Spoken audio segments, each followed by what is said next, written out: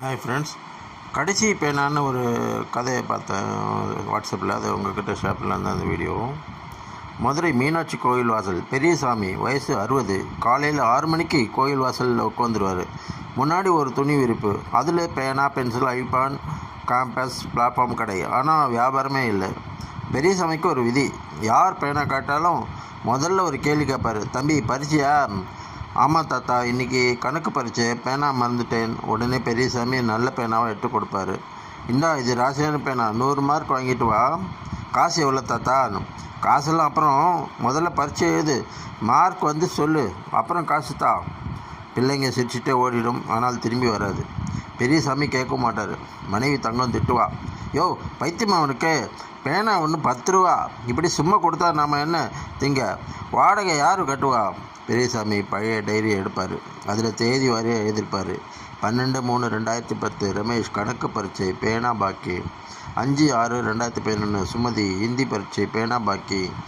18/9/2013 முருகன் 10வது பப்ளிக்கு, பேனா பாக்கி.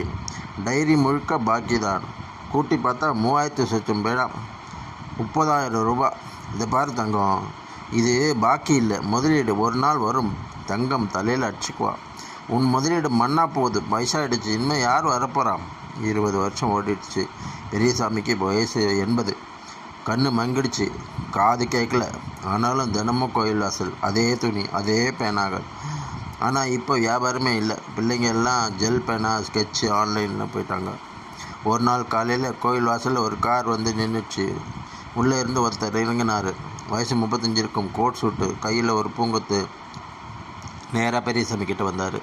காலில் விழுந்தார். தாத்தா, என்ன தெரியுதா? பெரியசாமி கண்ணை தூக்கினார், கண்ணை கசக்கினார்.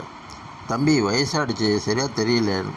தாத்தா, 18 வருஷம் முன்னாடி 10வது பப்ளிக் எக்ஸாம் கணக்கு பரீட்சை அன்றைக்கி காலையில் நான் எழுதிட்டே வந்தேன். பேனா உடஞ்சி போச்சு, வீட்டில் காசு இல்லை. நீங்கள் தான் தாத்தா ஒரு பேனா கொடுத்தீங்க, ராசியான பேனா, 100 மார்க் வாங்கிட்டு வான்னு சொன்னீங்க, காசு கேட்கல. பெரியசாமிக்கு லேசாக ஞாபகம் வந்தது. தம்பி, நான் தாத்தா முருகன், அந்த பேனால் தான் கணக்கு எழுதினேன். 98 மார்க் பாஸ் ஆனேன். காலேஜுக்கு போனேன்.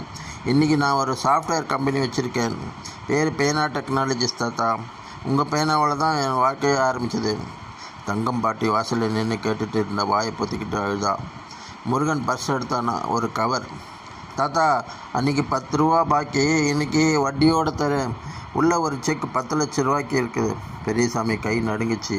தம்பி, எனக்கு காசு வேண்டாமே, நீ பெரிய ஆளாக வந்துட்டு அதுவே போதும். இல்லை தாத்தா, இது காசு இல்லை, நீங்கள் போட்ட முதலீடு இன்றைக்கி லாபத்தோடு திரும்பி வந்திருக்கு. இனிமேல் இந்த பிளாட்ஃபார்ம்லாம் வேண்டாம், உங்களுக்கும் பாட்டிக்கும் நானே இருக்கேன். அடுத்த நாள் பேப்பரில் news.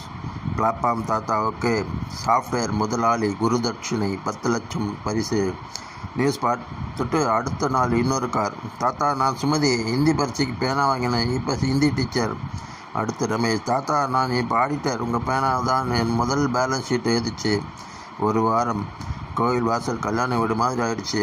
Doctor, engineer, collector, police எல்லாரும் வரிசையில் வந்து பெரியசாமி காலில் விழுந்தாங்க. கையில் பூ, பழங்கவர். தங்கம் பாட்டி பழைய டைரி எடுத்தா.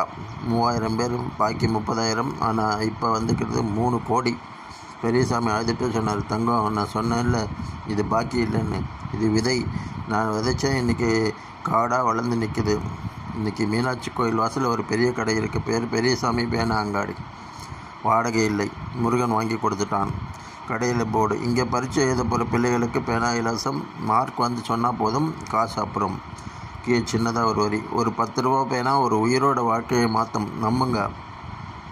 இப்போ அந்த கடையை நடத்துது யார் தெரியுமா? முருகன், சாஃப்ட்வேர் கம்பெனி முதலாளி. ஆனால் வாரத்துக்கு 2 நாள் கோட் சூட்டை கழட்டி வச்சுட்டு கடையில் உட்காந்து பிள்ளைகளுக்கு பணம் கொடுக்குறான். தம்பி, இது ராசியான பேனா, 100 மார்க் வாங்கிட்டு வா. நீ கொடுக்கறது பேனா இல்லை, நம்பிக்கை. அந்த நம்பிக்கை ஒரு நாள் உன் காலில் வந்து விழும். அன்றைக்கி தெரியும் நீ ஏழை இல்லைன்னு, நீ தான் பெரிய பணக்காரன்னு. ஸ்ரீவத்சன் ரகுநாதன்றவரோட பதிவு இது. படித்தவுடன் நெஞ்சம் நெகிழ்ந்து விட்டது. அந்த நண்பருக்கு நன்றி.